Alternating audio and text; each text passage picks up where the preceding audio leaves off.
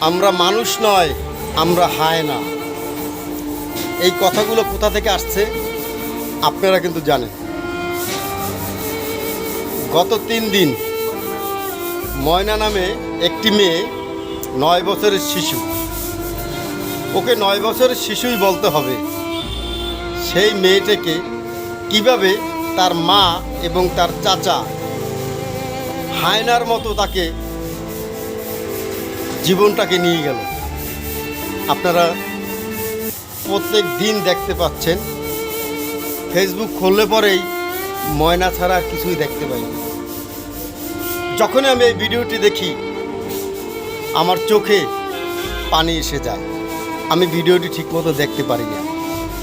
কেন এই বাংলাদেশে এখনও এত হায়না কেন থাকবে? এর কঠিন বিচার হবে। তার বাবা হচ্ছে প্রবাসী।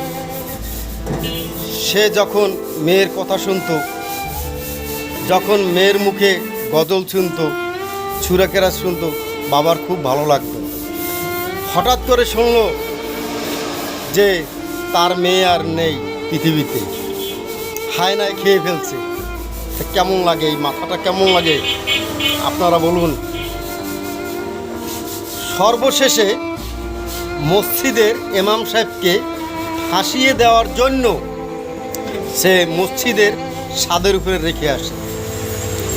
আমরা এই হায়নাদের বিচার চাই।